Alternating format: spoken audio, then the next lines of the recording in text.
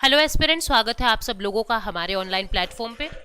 देखिए, ancient India में अभी तक हम लोग क्या कर चुके हैं, हम लोगों ने मौर्यन डायनेसिटी को शुरू कर रखा था, यानी मौर्यन वंश को हम पढ़ रहे थे, जिसके अंदर हम लोगों ने अलेक्जेंडर्स की बात की थी, हम लोगों ने अशोक की धम्म नीति की बात की थी, किस तरीके से मौर्यन जो है वो उत्पत्ति होती है उनकी, किस तरीके से धनानंद उसको नंद वंश को खत्म किया जाता है चाणक्य और चंद्रगुप्त मौर्य के द्वारा। तो ये सब चीजें हम लोगों ने देखी थी कि अशोक किस तरीके से फिर कलिंगा वॉर में हिस्सा लेते हैं।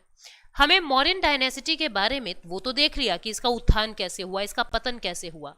हमें ये समझना है कि मौर्यन डायनेसिटी के अंदर अब एडमिनिस्ट्रेशन कैसे चलता था, इनका इकोनॉमिक सिस्टम कैसा था, पॉलिटिकल सिस्टम कैसा था, उन चीजों पे क्वेश्चन ज्यादा बनते हैं, तो हमें उस पर ध्यान देना है। तो देखो, एडमिनिस्ट्रेशन जो मौर्यन का जो एडमिनिस्ट्रेशन है, यानी मौर्यंस का प्रशासन कैसे चलता था, मौर्यंस का प्रशासन कैसे चलता था, उस पर ध्यान देते हैं। राजतंत्रात्मक व्यवस्था थी। आप देखोगे कि अशोक का राज था, अपने 99 भाइयों को मार के राजगद्दी लेता है, यानी राजा तो था वहां पे। लेकिन ऐसा नहीं है कि राजा अपने हिसाब से काम कर रहा है। राजा की पूरी काउंसिल ऑफ मिनिस्टर होती थी, जैसे आज के दिन प्रधानमंत्री जो एक तरीके का राजा मैं कह सकती हूँ, वो पूरे मंत्री परिषद की इच्छा से ही उनसे सलाह ले रहा है, उनसे मशवरा ले रहा है, वैसे काम कर रहे हैं। ऐसे ही राजा की खुद की काउंसिल ऑफ मिनिस्टर होती थी, और उस काउंसिल ऑफ मिनिस्टर को तीर्थ कहते थे। क्या कहते थे? तीर्थ कहते थे। जो वहां की मंत्री परिषद होती थी उसे तीर्थ कहते थे। इसमें 18 मंत्री होते थे, यानी कि 18 तीर्थ होते थे। युवराज होता था, यानी खुद जो राजा है वो युवराज कहला रहा है, युवराज होगा। फिर सेनापति होंगे जो आर्मी चीफ होगा। पुरोहित होंगे, जैसे चाणक्य पुरोहित हैं, ठीक है, पुरोहित यानी कि ब्राह्मण जो वहां पे उस समय पंडित का काम कर रहे हैं। और कौन होते थे? और होते थे बाकी सभी लोग, यानी 18 अलग अलग मंत्री होते थे। अब 28 डिपार्टमेंटल हेड होते थे, विभागाध्यक्ष होते थे। अलग अलग विभाग होते थे, जैसे आज के दिन होते हैं ना, वित्त विभाग है, स्पोर्ट्स विभाग है, डिफेंस विभाग है। इस तरीके से अलग अलग विभाग उस समय भी होते थे, और 28 विभाग होते थे, और 28 हेड होते थे, उनके डिपार्टमेंटल हेड होते थे, जिनमें सबसे ऊपर किंग हो गया। फिर प्रत्येक प्रांत में गवर्नर हो जाता था, ठीक है, जैसे आज के दिन है ना, सबसे ऊपर प्रेसिडेंट हो गए, या मैं कह दूं प्राइम मिनिस्टर हो गए। फिर उसके बाद प्रत्येक राज्य के अंदर गवर्नर हो जाते हैं, तो प्रत्येक प्रांत के गवर्नर हो गए। फिर सीएम भी होते थे, यहाँ सीएम का ऐसा कुछ नहीं कह रखा। फिर राज्यों को छोटे छोटे मंडल में बांट दिया, फिर मंडल होता था। फिर उसके नीचे डिस्ट्रिक्ट यानी कि शहर हो गए, ठीक है, सिटी टाउन नागरिक हो गए। सिटी और टाउन को कौन संभालता था? नागरिक संभालते थे। विलेज को कौन संभालता था? ग्रामीण कहते थे, जो विलेज हेड होता था। तो इस तरीके से अलग अलग स्तर पे पूरा मौर्यन साम्राज्य बटा हुआ था। पूरा साम्राज्य, उसके ऊपर किंग बैठा दिया, फिर उनके छोटा स्तर प्रांत, फिर उनसे छोटा स्तर मंडल, फिर उनसे छोटा स्तर डिस्ट्रिक्ट, फिर सिटी और टाउन, और फिर विलेज। इस तरीके से ये पूरा सिस्टम चलता था। मौर्य डायनेसिटी के अंदर 5 प्रांत, पूरी मौर्यन साम्राज्य 5 प्रांतों में डिवाइडेड होती थी, ठीक है। प्रोविंस के हेड कौन होते थे? जैसे आज के दिन आपके स्टेट के हेड कौन होते हैं? गवर्नर। उसी तरीके से वहां पे भी प्रांत के हेड कौन होते थे? गवर्नर होते थे, और ये प्रिंस कहलाते थे, मतलब पर्टिकुलर प्रांत के प्रिंस कहलाते थे। समझ रहे हो? ठीक है, समझ रहे हो आप लोग बात? मतलब कि जो ये प्रिंस होते थे, मतलब जो अलग अलग राजा होते थे ना, जैसे एक राजा हो गया, उसके अलग अलग पुत्र हो गए, युवराज हो गए, उनको एक एक प्रांत को सौंप दिया जाता था। एक प्रांत तुम्हारा, एक प्रांत तुम्हारा, ऐसे उन पुत्रों को, यानी उन युवराजों को, उन प्रिंस को ये प्रांत सौंप दिए जाते थे। इनमें से पुष्यगुप्त एक ऐसा था जो कभी राजा नहीं था, वो एक सेनापति था, लेकिन फिर भी उसको एक प्रांत का हेड बनाया गया था, ठीक है। तो प्रिंस होते थे ये लोग, युवराज होते थे, राजा के पुत्र होते थे, राजघराने से होते थे, और इन लोगों को प्रांत का हेड बना दिया जाता था। लेकिन पुष्यगुप्त एक ऐसे प्रांत का, ऐसा प्रांत हेड है, यानी एक ऐसा गवर्नर है जिसका राजघराने से कोई संपर्क नहीं था। तो किस किस तरीके से 5 प्रोविंसेस में बांटा हुआ था? नॉर्दर्न प्रोविंस, जिसको उत्तरापथ कहते थे। वेस्टर्न प्रोविंस, जिसको अवंती राष्ट्र कह रहे हैं। ईस्ट और सेंट्रल प्रोविंस, जिसको प्राची नाम से जानते थे। ईस्टर्न प्रोविंस, जिसको कलिंगा कह रहे हैं, ठीक है, क्या कह रहे हैं? कलिंगा कह रहे हैं, एक मिनट। साउथर्न प्रोविंस, जिसको हम दक्षिणापथ कह रहे हैं। Northern province Uttarapath, southern province दक्षिणापुरत। वेस्टर्न वाला पार्ट अवंती राष्ट्र, ईस्टर्न और सेंट्रल वाले को प्राची कह रहे हैं, और ईस्टर्न वाले को कलिंगा कह रहे हैं। इस तरीके से 5 पूरे डिवीजन होता था किसका? मौर्यन साम्राज्य का। नॉर्दर्न प्रोविंस की राजधानी थी तक्षशिला, वेस्टर्न प्रोविंस की थी उज्जैन, उज्जैन को पुष्यगुप्त संभाल रहे थे।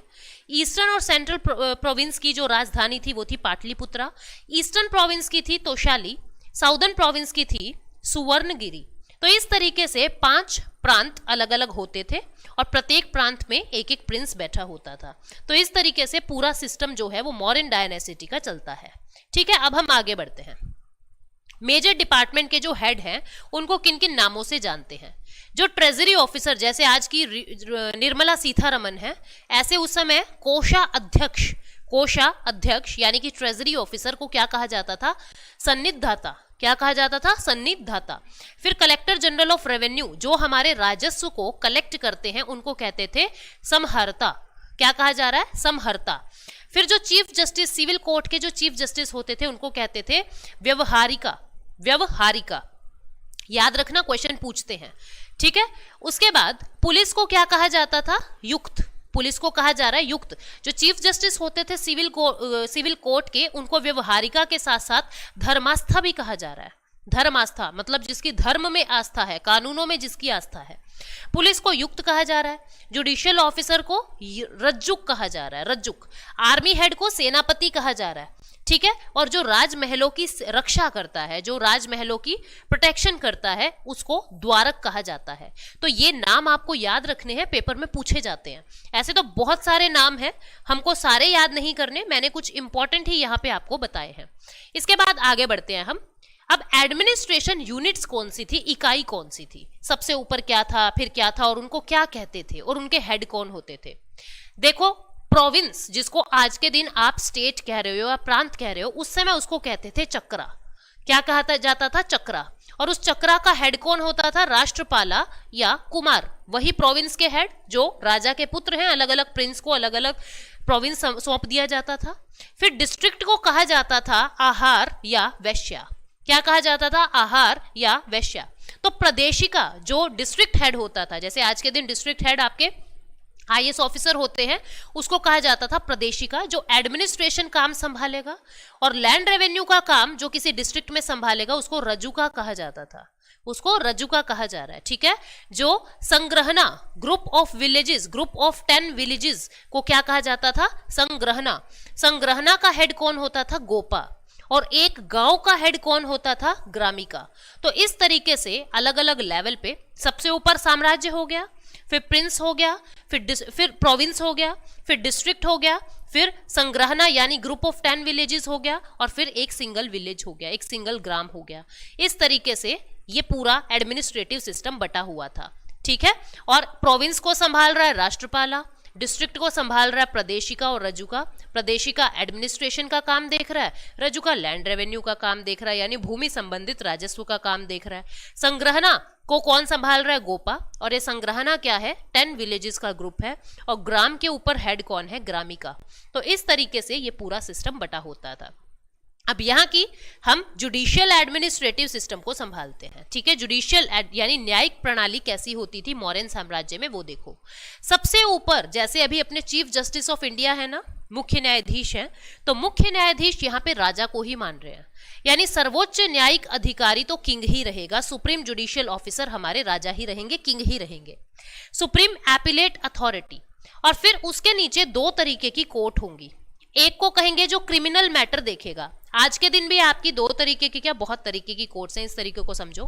दीवानी राइट्स को अलग कोर्ट देखती है, जिसको आप सिविल कोर्ट कहते हो। उसके अंदर विवाह से संबंधित, मैरिज से संबंधित, फैमिली मैटर्स, वो सब सुने जाते हैं। और एक कोर्ट ऐसी होती है जिसको हम फौजदारी कोर्ट कहते हैं, सेशन कोर्ट कहते हैं, जिसके अंदर क्रिमिनल मैटर सुने जाते हैं, रेप के, मर्डर के, चोरी के, इन चीजों के केसेस सुने जाते हैं। तो यहाँ पे भी 2 तरीके की कोर्ट होती थी। क्रिमिनल मैटर, जिसको कहते थे कंटक शोधन। क्या कहा जाता था? कंटक शोधन जो कोर्ट होती थी, वो क्रिमिनल मैटर्स को सुनती थी। और जो दीवानी मैटर्स होते थे, भूमि से संबंधित, राजस्व से संबंधित, कृषि से संबंधित, श्रमिक से संबंधित यानी लेबर से संबंधित, ये जो होते थे, इस न्यायालय को हम क्या कहते थे? धर्मस्थ। क्या कहा जाता था? धर्मस्थ। जिसको आज के दिन आप सिविल कोर्ट कह रहे हो, ये लोग उसको धर्मस्थ कह रहे हैं। जिसको आज के दिन हम सेशन कोर्ट कहते हैं, उसको ये लोग कंटक शोधन कह रहे हैं। समझ गए? इसके बाद, और सबसे ऊपर चीफ जस्टिस की तरह राजा बन के बैठा है। इसके बाद हम लोग इंटेलिजेंस सिस्टम को देखते हैं। हम लोगों ने देखा एडमिनिस्ट्रेटिव सिस्टम, फिर हमने देखी एडमिनिस्ट्रेटिव यूनिट्स और उनके हेड, फिर हमने देखा जुडिशियल सिस्टम, अब हम देख रहे हैं इंटेलिजेंस सिस्टम यानी कि गुप्तचर की व्यवस्था। दो तरीके की एजेंसी थी, एक वो जो साम्राज्य के अंदर ही सारी जासूसी करते थे, एक वो जो साम्राज्य के बाहर जाके जासूसी करते थे। एक तो जैसे सीबीआई हो गया, सेंट्रल ब्यूरो ऑफ इन्वेस्टिगेशन, वो तो इंडिया के अंदर ही सारी जासूसी कर रहे हैं। एक हो गया जैसे रॉ एजेंसी जो है ना, जो इंटरनेशनल टेररिज्म को देख रहे हैं। तो इसी तरीके से इन्होंने भी दो तरीके की एजेंसी बनाई हुई थी, एक को नाम कह रहे हैं संस्था और एक को कह रहे हैं संचार। एक को कह रहे हैं संचार। ये जो संचार होती थी ये मूवेबल थी, एक जगह से दूसरी जगह, मतलब अंतरराष्ट्रीय गुप्तचर थे ये, यानी साम्राज्य से बाहर की भी बातें आके राजा को बताएंगे, ठीक है। और जो ये स्टेबल होती थी, संस्था होती थी, ये स्टेबल होती थी, ये एक ही जगह रह के यानी इन्हीं के साम्राज्य की सारी डिटेल राजा को देते थे देश के अंदर, जैसे इंटेलिजेंस ब्यूरो। और जो रॉ है आज के टाइम की दूसरे देश की, उस समय रॉ को संचार कहा जा रहा है। समझ गए किस तरीके से इनकी गुप्तचर प्रणाली होती थी। इसके बाद हम समझेंगे कि यहाँ की अर्थव्यवस्था कैसी थी। यहाँ की अर्थव्यवस्था कैसी थी उसको जानते हैं। देखो, एग्रीकल्चर की जो जमीन होती थी उसको दो तरीके से बांटा हुआ था, एक तो निजी जमीन जो प्राइवेट हैंड्स में होती थी, और एक ऐसी जमीन होती थी जिसको स्टेट कंट्रोल करता था। एग्रीकल्चरल लैंड को सीता भूमि कहते थे। कौन सी भूमि को सीता भूमि कह रहे हैं? जमीन का वो टुकड़ा जो स्टेट के द्वारा कंट्रोल्ड की जा रही है उसको सीता भूमि कह रहे हैं। इसको स्टेट कंट्रोल करता है, और जो इसका हेड होता था यानी स्टेट का ऑफिसर होगा, उस स्टेट के ऑफिसर को हम सीता अध्यक्ष कहते थे। क्या कहते थे? सीता अध्यक्ष। और जो इंडस्ट्रीज होती थी, अब देखो इंडस्ट्रीज भी दो तरीके की होती हैं, कुछ आज के दिन भी कुछ प्राइवेट इंडस्ट्री है, कुछ ये महारत्ना नवरत्ना ये वाली कंपनी है, यानी जो पीएसयू है, जिनके अंदर शेयर होल्डिंग सरकार की ज्यादा है। तो कुछ पब्लिक इंडस्ट्री होती थी, कुछ प्राइवेट इंडस्ट्री होती थी। कुछ काम केवल सरकारी इंडस्ट्रीज के लिए ही आरक्षित कर रखे थे। कौन से थे ये? जैसे सॉल्ट का काम, वाइन का काम, माइनिंग का काम और फोरकास्टिंग का काम। ये चार काम केवल प्राइवेट इंडस्ट्री ही पब्लिक इंडस्ट्री यानी सरकारी उद्योग ही हो सकते थे, इन पे कोई प्राइवेट व्यक्ति काम नहीं कर सकता था। ये चार इंडस्ट्री स्टेट के द्वारा ही कंट्रोल्ड होती थी, और यहाँ जमीन का वो टुकड़ा, भूमि वाला वो टुकड़ा जिसको स्टेट कंट्रोल्ड करता था, उसको सीता भूमि कह रहे हैं, और उसके हेड को सीता अध्यक्ष कह रहे हैं। उम्मीद करती हूँ ये बातें आपको समझ आ गई है। कौन कौन से काम सरकार के द्वारा कंट्रोल्ड थे? सॉल्ट का, वाइन का, माइनिंग का और फोरकास्ट का, ठीक है। फिर गिल्ड सिस्टम था। मौर्य साम्राज्य में श्रेणी व्यवस्था थी, यानी गिल्ड सिस्टम था। गिल्ड क्या होता है?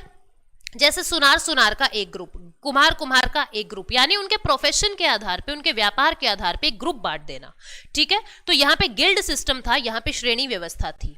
Group of a person doing same occupation, ऐसे लोगों का समूह जो एक जैसा ऑक्यूपेशन, एक जैसा काम करते हैं।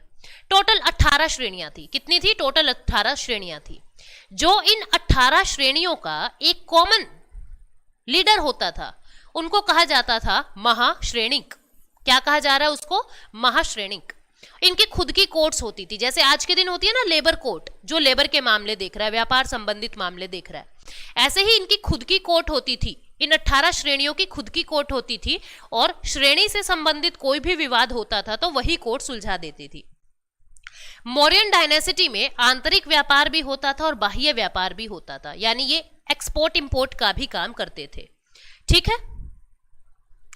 इन एक्सपोर्ट इंपोर्ट का काम हो रहा है, मतलब कोई बंदरगाह वगैरह भी होंगे, कोई पोर्ट्स वगैरह भी होंगे। तो इनके कौन कौन से इंपॉर्टेंट पोर्ट्स थे? वेस्ट कोस्ट पे यानी पश्चिमी तट पे 2 पोर्ट थे, एक तो था भृगकच्छा और एक था सोपरा। 2 इनके पोर्ट्स थे वेस्टर्न कोस्ट पे, और एक था इनका ईस्टर्न कोस्ट पे जिसको कह रहे हैं तोम्प्रा लिपि। क्या कह रहे हैं? तोम्प्रा लिपि। ये बंदरगाहों के नाम है जो मौर्यन डायनेसिटी के फेमस बंदरगाह थे, यानी मेजर पोर्ट्स थे। अब जो ये ट्रेडर थे, जो व्यापारी थे, ये पंच मार्क्ड कॉइन्स को यूज करते थे, और ट्रेडर्स ने ही सबसे पहले पंच मार्क्ड कॉइन्स को यूज किया था। पंच मार्क्ड कॉइन्स मतलब एक मेटल के टुकड़े पे ऐसे पंच मार देना तेजी से, ताकि वो इंप्रेशन उसके ऊपर आ जाए, ठीक है। तो श्रेणी सिस्टम क्या था ये हमने समझा, इनकी खुद की कोर्ट होती थी। अब यहाँ पे सोसाइटी और रिलीजन कैसा था, यहाँ का समाज और धर्म कैसा था? धीरे धीरे वर्णा सिस्टम जाति व्यवस्था में चेंज होने लगा था। वर्ण तो 4 थे, जाति तो बहुत सारी थी। जाति जो थी, जो कास्ट सिस्टम था, वो काम के ऊपर आधारित हो गया था। जैसे जो सुनार है वो सोनी हो गए, जो लुहार है वो वर्मा हो गए, जो खाती है वो जांगड़ा हो गए, है ना, जो किरियाने की दुकान बैठे थे वो गर्ग या अग्रवाल लोग हो गए। यानी वर्ण व्यवस्था चेंज हो गई थी, किस चीज पे, जाति व्यवस्था पे चेंज होने लगी थी। मैगस्थनीज ने अपनी बुक के अंदर 7 जातियों का वर्णन किया है। आपको पता है इनके कोर्ट में मैगस्थनीज आया था, जो अलेक्जेंडर का अनुयायी है। 7 जातियों का उन्होंने वर्णन किया है, और ये जो जाति है ये प्रोफेशन के आधार पे थी, व्यापार के आधार पे थी, मैं आपको पहले ही बता चुकी। महिलाओं की स्थिति बहुत बुरी थी, बहुत दयनीय स्थिति थी, और उनसे वेश्यावृत्ति करवाई जाती थी, ठीक है। और वेश्यावृत्ति मतलब जो इंडिपेंडेंट प्रोस्टिट्यूट होती थी, इंडिपेंडेंट प्रोस्टिट्यूट मतलब कुछ राजा उसको अपनी रखैल बना लेते थे, जो एक मैं गलत शब्द यूज कर रही हूँ, मतलब अपनी रखैल बना लेते थे, उनको क्या कहा जाता था उस समय, रूपा जीवा। रूपा जीवा मतलब ये किसी एक व्यक्ति की इंडिपेंडेंट प्रोस्टिट्यूट है, और उसको वो अपने अकॉर्डिंग यूज करेंगे, ठीक है। एजुकेशन के लिए क्या सिस्टम था यहाँ, मेजर यूनिवर्सिटी यहाँ कौन सी थी, तक्षशिला, मेजर यूनिवर्सिटी थी तक्षशिला। और मेजर लैंग्वेज कौन सी प्रयोग होती थी, पाली भाषा, संस्कृत भाषा और प्राकृत भाषा। पाली भाषा, संस्कृत भाषा और प्राकृत भाषा। अब देखो आप, जैन, बुद्ध और ब्राह्मणवाद, तीनों भाषाएं आ गई, पाली, जैन, बुद्ध, प्राकृत और संस्कृत, ब्राह्मण। तो ये 3 भाषाओं का यहाँ प्रयोग हो रहा है। धार्मिक काम, कर्मकांड कैसे थे, यज्ञ होता था, कर्मकांड हो रहे हैं, आडंबर हो रहे हैं, मूर्ति पूजा हो रही है, यानी रिलीजियस सिस्टम प्रॉपर तरीके से डेवलप्ड था। कला और संस्कृति कैसी थी, आर्ट एंड कल्चर कैसा था, कुछ ऐसा था जो स्टेट आर्ट था, यानी कि आज भी आप देखोगे ताजमहल स्टेट आर्ट है, लाल किला स्टेट आर्ट है ना, क्योंकि उसको स्टेट प्रोटेक्ट कर रहा है, स्टेट की जिम्मेवारी है कि वो खराब नहीं होने देना। ऐसे ही स्टेट आर्ट होता था, और लोक कला ये पब्लिक आर्ट होती थी, जिसको लोग अपने हिसाब से संरक्षित करते थे। स्टेट आर्ट में क्या होता था, इसको राज्य संरक्षित करता था। एग्जाम्पल, चंद्रगुप्त मौर्य के पैलेसेस, उसके जो महल होते थे, ठीक है, जैसे कुम्हारपुरा में पटना के अंदर पैलेसेस है, 80 पिलर पे टिका हुआ था ये। और फहयान ने इस महल को देख के कहा कि ये कंस्ट्रक्शन मनुष्य नहीं देवताओं के द्वारा ही बनाया जा सकता है। मतलब इतना अद्भुत, इतना रोचक वो पैलेस है चंद्रगुप्त मौर्य का, कि फहयान ने भी अपनी किताब में ये कहा कि ये कंस्ट्रक्शन मनुष्य द्वारा तो पॉसिबल नहीं है, कहीं ना कहीं देवताओं ने इसे बनाया होगा, ठीक है। तो लोक कला जो थी, पब्लिक आर्ट, जिसको पीपल कंजर्व करते थे, जिसको लोग कंजर्व करते थे, लोगों के द्वारा जो संरक्षित होता था, उसमें क्या आ जाएंगे, मूर्तियां आ जाएगी, बर्तन आ जाएंगे, मृद भांड आ जाएंगे, तो इस तरीके की चीजें, सिक्के आ जाएंगे, कॉइन्स वगैरह, वो सब लोक कला यानी पब्लिक आर्ट कहलाता था। फिर हम लोग आ गए उत्तर मौर्य काल पे, यानी कि अब मौर्य काल डिक्लाइन हो चुका था। हम लोगों ने मौर्यन काल्स की डिक्लाइन की वजह भी देखी थी, और मौर्यन काल्स के वहां पे एडमिनिस्ट्रेटिव, आर्थिक सिस्टम, ये सारी सिस्टम हमने देख लिए। अब मौर्य काल के बाद उत्तर मौर्य काल आएगा, मतलब चंद्रगुप्त मौर्य, अशोका वाला फेज अब जा चुका है। अब अलग अलग जगह से इन्वेजन भारत पे होने लगेंगे, अलग अलग जगह से भारत के ऊपर आक्रमण होने लगेंगे। इस लेटर मौर्यन फेज का, उत्तर मौर्य काल का सोर्स क्या है स्टडी का, हमको कहां से पता लगा कि इस उत्तर मौर्य काल के बारे में, हमको 2 तरीके के सोर्स मिले। एक तो मिले पुरातात्विक यानी कि आर्कियोलॉजिकल, ठीक है, आर्कियोलॉजिकल, जैसे कोई स्तंभ मिल गया, कोई गुफा मिल गई, इस तरीके से। और मिले हमको लिटरेरी सोर्स यानी साहित्यिक सोर्स, यानी कहीं लिखे हुए किताबों में। आर्कियोलॉजिकल सोर्स में हमको बेसनगर स्तंभ मिला, जो उत्तर मौर्य काल की बातें बता रहा है। बरहूत स्तूप मिला, जो उत्तर मौर्य काल की बातें बता रहा है। लिटरेरी सोर्सेज में हमें बाण भट्ट की हर्षचरित मिल रही है, ठीक है, हमको कालिदास की मालविका अग्निमित्र मिल रही है, हमको महाभाष्य पतंजलि मिल रही है। यानी कहने का मतलब क्या है, बाण भट्ट की हर्षचरित मिली हमको, कालिदास की मालविका अग्निमित्र मिली, और पतंजलि की हमको महाभाष्य। ये किताबों के नाम है और ये इनके राइटर के नाम है। जो आपको सर्कल में दिख रहा है वो इनके राइटर्स के नाम है। कालिदास ने लिखी थी मालविका अग्निमित्र, ठीक है, लव स्टोरी थी ये। बाण भट्ट ने लिखी हर्षचरित, और पतंजलि ने लिखी थी महाभाष्य। तो इन किताबों के अंदर उत्तर मौर्य काल का जिक्र मिलता है। इधर हम देखते हैं कि अब जो रूलर आएंगे वो कहां कहां से आएंगे। 2 तरीके के रूलर हम पढ़ेंगे, देशी रूलर जो भारत के ही हैं और मौर्यन काल पे अपना आधिपत्य बिठा रहे हैं, यानी मौर्य साम्राज्य को जीत रहे हैं, और दूसरी तरफ विदेशी लोग जो भारत के अंदर आक्रमण करते हैं। देशी लोगों में आ जाएगा शुंग वंश, कण्व वंश, सातवाहन वंश और महामेघवाहन वंश, या मैं कह दूं छेदी वंश। विदेशी में कौन कौन आएंगे? इंडो ग्रीक लोग, शक लोग और कुशाल लोग। ठीक है। पुष्यमित्र को स्तूपा का डिस्ट्रॉयर कहा जाता है, इसको बुद्धा का डिस्ट्रॉयर यानी कि स्तूपों का विनाशक कहा जाता है पुष्यमित्र को। लेकिन ये एकमात्र बरहूत स्तूप ऐसा था जो इसने बनवाया था। स्तूपा का डिस्ट्रॉयर कहा जाता है, लेकिन बरहूत स्तूप जो है वो पुष्यमित्र ने ही बनवाया था। उम्मीद करती हूं यहां तक आपको बातें समझ आ चुकी है। अब हम बात करते हैं शुंग वंश की। शुंग वंश चलता है 185 बीसी से 73 बीसी। ठीक है। शुंग वंश को किसने, इसका संस्थापक कौन है, इसका फाउंडर कौन है? इसका फाउंडर है पुष्यमित्र शुंग। पुष्यमित्र शुंग ये बृहद्रथ का सेनापति था। बृहद्रथ जो था उसको इस सेनापति ने मार दिया था और फिर इसने शुंग वंश की स्थापना कर दी थी। यानी संस्थापक कौन है इसका? पुष्यमित्र शुंग। इसने ब्राह्मण धर्म की पुनः स्थापना की। आपने देखा मौर्य साम्राज्य में जैन धर्म और बौद्ध धर्म का आगाज होने लगा था, ब्राह्मण धर्म बहुत पीछे होने लगा था, तो इन्होंने ब्राह्मण धर्म की पुनः स्थापना की। इनके समय में जो राजधानी है, कैपिटल है, वो क्या है? वो कैपिटल है पाटलिपुत्र। इनके यहाँ मेजर कल्चरल सिटी कौन कौन सी थी? विदिशा। ठीक है, जिसको सेकंड कैपिटल, दूसरी राजधानी भी माना जाता है। पहली राजधानी पाटलिपुत्र और दूसरी राजधानी विदिशा। ठीक है। उपाधि क्या क्या मिली पुष्यमित्र को? किस किस टाइटल से जाना जाता है? बौद्धों का शत्रु, या मैं कह दूं स्तूपों का विनाशक। 2 अश्वमेघ यज्ञ इसने अपने साम्राज्य में करवाए। 84,000 स्तूप का इसने विनाश किया। 84,000 स्तूप इसने गिरवा दिए थे, लेकिन मध्य प्रदेश का बरहूत स्तूप इसी ने बनवाया था। मैंने आपको ये बात पहले ही बता दी है। ठीक है, आगे बढ़ते हैं।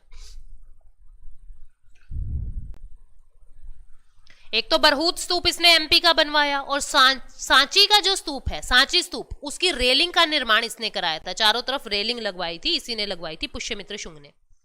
फिर पुष्यमित्र का पुत्र आता है जिसका नाम है अग्निमित्रा। ठीक है, अग्निमित्रा। अग्निमित्रा का बेटा कौन है? वासुमित्रा। याद रखोगे, पुष्यमित्र शुंग, अग्निमित्रा, फिर वासुमित्रा। अग्निमित्रा ये पुष्यमित्रा का शुंग है। ठीक है। और इसी के समय में कालिदास ने वर्णन किया, मालविका अग्निमित्रा ये बुक लिखी, और इसके अंदर अग्निमित्रा की लव स्टोरी है मालविक नाम की राजकुमारी के साथ। अग्निमित्रा और मालविक नाम की राजकुमारी के साथ इनकी लव स्टोरी का जिक्र है मालविका अग्निमित्र में, जो कालिदास ने लिखी है। फिर अग्निमित्र के बाद कौन आएगा? वासुमित्रा आएगा, जो अग्निमित्रा का पुत्र है, सन है। इसने, वासुमित्रा ने इंडो यवन शासक डेमेट्रियस को हराया था। ठीक है, ये बहुत ज्यादा इंपॉर्टेंट नहीं है, बस आपको जो इंपॉर्टेंट बातें याद रखनी है वही मैंने लिखी है। हालांकि आपको किताबों में बहुत सारी डिटेल मिल जाएगी, हमें उन चीजों पे नहीं जानी। आप सिर्फ नोट्स को फॉलो करेंगे, आपका एक भी क्वेश्चन पेपर में नहीं रहने वाला है, दिस इज माई गारंटी। तो आप इंडो यवन शासक डेमेट्रियस को वासुमित्रा ने हराया था। इसके बाद बहुत सारे बेटे पुत्र की सीरीज चलती है, हम उन पे नहीं जाएंगे। हम फिर आ गए भागवत पे। भागवत एक राजा है, तक्षशिला के राजा अंटिलकीदास का राजा हेड्रोडोटस इसके दरबार में आया। मैं फिर बोल रही हूं, तक्षशिला के जो राजा थे, राजा का नाम क्या है? अंतिलाकीदास का राजा हेलोडोरस इसके दरबार में आया था। और इस हेलोडोरस ने क्या किया? हेलोडोरस ने मध्य प्रदेश में बेसनगर का स्तंभ बनवाया। ठीक है, गरुड़ स्तंभ बनवाया। ये काम हेलोडोरस ने किए हैं, हेलोडोरस ने किए हैं ये काम, भगवत ने नहीं किए। पर ये हेलोडोरस जो है ये भगवत के शासन काल में यहाँ पे आया था। भागवत शुंग डायनेस्टी का एक राजा है। इसके बाद जो लास्ट, इस वंश का लास्ट राजा आता है, उसका नाम है देवभूमि। इसकी हत्या वासुदेव ने की। देवभूमि की हत्या इसके सेनापति वासुदेव ने की और कण्व वंश की स्थापना रख दी। ये इस वंश का अंतिम राजा था। तो हमने क्या देखा? हमने देखा कि शुंग वंश के अंदर सबसे पहले कौन आया? पुष्यमित्रा आया। पुष्यमित्रा के बाद अग्निमित्रा, उसके बाद वासुमित्रा, भागवत, और फिर ये देवभूमि। ये अंतिम राजा था। और फिर इस राजा को किसने मारा? वासुदेव ने मारा, जिसने कण्व वंश की स्थापना की। अब हम शुंग वंश के बाद कण्व वंश की बातें करेंगे। तो संस्थापक कौन हो गया? वासुदेव। ये भी ब्राह्मण धर्म का संरक्षक है। जिस तरीके से उन्होंने ब्राह्मण धर्म को फिर से लाए पुष्यमित्र शुंग, ऐसे ही जो वासुदेव हैं वो भी ब्राह्मण धर्म के संरक्षक हैं। इनकी राजधानी भी पाटलिपुत्र है, जैसे उनकी राजधानी पाटलिपुत्र थी। और वासुदेव के बाद मैं सीधे इसके लास्ट रूलर पे आ रही हूं, बीच के आपको पढ़ने भी नहीं है, पेपर में पूछे भी नहीं जा रहे हैं, ठीक है। तो आप लोग बस इंपॉर्टेंट राजाओं को याद करें, नहीं तो इतना कैसे याद करेंगे, आप खुद परेशान हो जाएंगे। इनके जो लास्ट राजा थे, कण्व वंश के अंतिम शासक, उनका नाम क्या था? सुशीम या सुशर्मा भी उनको कहते हैं। इनकी हत्या भी सेनापति ने की। क्या? कौन से सेनापति ने? सिमुक ने की। और फिर इस सिमुक ने सातवाहन वंश की स्थापना रख दी। आप देख रहे हो, पुष्यमित्र भी एक सेनापति था, उसने बृहद्रथ की स्थापना की, बृहद्रथ को मार दिया था, वो भी एक सेनापति था। फिर जो शुंग वंश का संस्थापक लास्ट रूलर था देवभूमि, उसको वासुमित्र ने, वो भी एक सेनापति है, उसने मारा, सेनापति ने मारा। फिर कण्व वंश की स्थापना हुई तो इसके लास्ट राजा सुशीम को भी सेनापति ने मारा, सिमुक ने मारा। अब इस सिमुक ने सातवाहन वंश की स्थापना कर दी है। सातवाहन वंश का फाउंडर कौन हो गया? सिमुक। 60 बीसी से 250 एडी की बातें हैं, लगभग 300 साल ये राज चला है, बहुत लंबा शासन था। कैपिटल इसने कौन सी की? उन दोनों ने पाटलिपुत्र रखी थी, लेकिन इसने मध्य प्रदेश के प्रतिष्ठान के अंदर अपनी कैपिटल बना ली। इन्होंने भूमि दान करने की परंपरा शुरू की कि ब्राह्मणों को भूमि का टुकड़ा दान करेंगे। ब्राह्मण धर्म के संरक्षक ये भी माने जाते हैं। इनके समय में मात्र सत्तात्मक राज्य आया, मतलब कि बच्चे की पहचान उसके पिता से नहीं उसकी मां से होने लगी। मैट्रियार्कल सोसाइटी के सपोर्टर थे। मात्र सत्तात्मक साम्राज्य इन्होंने बनाया और इन्होंने अमरावती कला का विकास किया था। ठीक है, यहाँ पे आप ये देखेंगे कि जो अजंता और एलोरा की गुफाएं हैं, इनका निर्माण सातवाहन शासकों के समय में ही हुआ। ठीक है, इनके समय में नॉर्थ इंडिया में क्या हो रहा है, बहुत सारे फॉरेन इन्वेजन हो चुके हैं। अगर अजंता एलोरा में चित्रकारी की बात हो तो आप बताएंगे कि वो गुप्त काल में हुई है, मतलब इसके बाद जो काल आएगा उत्तर मौर्य के बाद, वो गुप्त काल, वहां पे चित्रकारी हुई है। पर अजंता एलोरा की गुफा कब बनी है? तो सातवाहन शासकों ने बनवाई थी, पर उसमें चित्रकारी गुप्त साम्राज्य ने करवाई है। आगे बढ़ते हैं। प्रमुख शासक कौन कौन है? सिमुक तो फाउंडर हो गया, ठीक है। हाल ने लिखा, एक बुक लिखी, क्या नाम था उसका? गाथा सप्तशती। ये बुक लिखी हाल ने, जो सिमुक के बाद राजा आया है। फिर उसके बाद आया गौतमी पुत्र शतकर्णी, इस वंश का सबसे प्रतापी राजा, आपको नाम से ही पता लग रहा होगा, गौतमी पुत्र शतकर्णी। ये 70 एडी से 95 एडी तक रहा। ये 22nd रूलर थे इस वंश के। हमने सारे 22 के 22 थोड़ा याद करेंगे, ये 22वें शासक थे। इनके समय में फॉरेन इन्वेजन हुए। इनके घोड़ों ने 3 समुद्रों का पानी पिया है, ऐसा बोला जाता है। मतलब ये दूर दूर तक युद्ध करने गए हैं, दूर दूर तक युद्ध करने गए हैं, ईस्टर्न, वेस्टर्न, साउथर्न दिशा में। मतलब जो इनके घोड़े हैं, प्रतापी घोड़े हैं, वो 3 दिशाओं में लड़के आए हैं, इसलिए कहा जाता है कि इनके घोड़ों ने 3 समुद्रों का पानी पिया है। ठीक है, जो गौतमी पुत्र शतकर्णी है, उन्होंने शक को और पहलव को पराजित किया, जो इंडो यवन है। इनकी मां का नाम गौतमी है।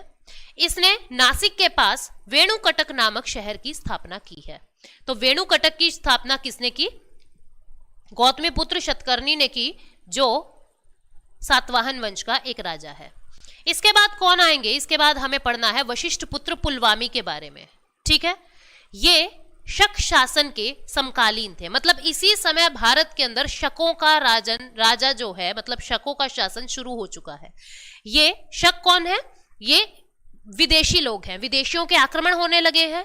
और जिस समय वशिष्ठ पुत्रा पुलवामी भारत के ही राजा भारत में राज कर रहे थे, उस समय कोई फॉरेन इन्वेडर रुद्र दमन, वो भी भारत में राज कर रहे थे। वो इंडो ग्रीक रूल, वो एक फॉरेन रूलर है। ठीक है, रुद्र दमन ने वशिष्ठ पुत्र पुलवामी को हराया और अपनी पुत्री का विवाह इन्हीं के साथ कर दिया।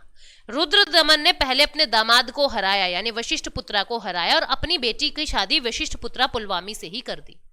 इसके बाद राजा आएंगे यज्ञश्री सतकर्णी। ये लास्ट रूलर थे, सातवाहन वंश के लास्ट रूलर थे। धीरे धीरे इस वंश के लोगों ने खुद को स्वतंत्र करना शुरू कर दिया। अब देखो तुम, गौतमी पुत्र शतकर्णी के बाद जो राजा हैं वो कमजोर होने शुरू हो चुके थे। ठीक है, मतलब वो उतने ज्यादा प्रभावशाली, उतने ज्यादा ताकतवर नहीं हैं जितने पहले के रूलर थे। तो इन लोगों ने क्या किया अब धीरे धीरे इनके नीचे जितने भी छोटे छोटे लोग थे उन्होंने खुद को स्वतंत्र करना शुरू कर दिया था और छोटे छोटे बहुत सारे साम्राज्य बनने हो चुके थे। जैसे पल्लव जो है वो साउथ दिशा में उठने लगे थे, पल्लवों ने साउथ में अपनी जगह बना ली थी। शक, कुषाण ये लोग फॉरेन से आए हैं और नॉर्दर्न इंडिया के अंदर अपना स्थापत्य बिठाएंगे। ये कुषाण शासन फिर आगे जाके गुप्त साम्राज्य में बदल जाएगा। ठीक है, श्रीगुप्ता जो है वो इस गुप्त साम्राज्य की नींव रखेंगे। ये हमने भारत की बातें की। एक छेदी वंश और रहता है, हमें छेदी वंश भी करना है। छेदी डायनेस्टी जिसको महामेघ वाहन वंश भी कहते हैं, इसके फाउंडर कौन थे? महामेघ वर्मन। क्षेत्र कौन सा इनका? कलिंग। ठीक है, साउथ के अंदर कलिंग, उड़ीसा के पास, वो इनका क्षेत्र है। लेटर मौर्य में कलिंगा में इसी राजवंश की स्थापना हुई, यानी जो मौर्य साम्राज्य था वो कलिंगा युद्ध के अंदर कलिंग जीत गया था, उस कलिंग के अंदर छेदी वंश की स्थापना होती है। ठीक है, इस वंश का सबसे प्रतापी राजा कौन था? खारवेल। तो आप देख रहे हो इस वंश का सबसे प्रतापी राजा था। इसने हाथी गुम्फा अभिलेख का निर्माण किया था। ठीक है, उदयगिरी हिल उड़ीसा के अंदर। अब तो जो ये कलिंगा है उड़ीसा के पास ही है। आगे बढ़ते हैं। विदेशी आक्रमण कौन कौन से हुए हैं?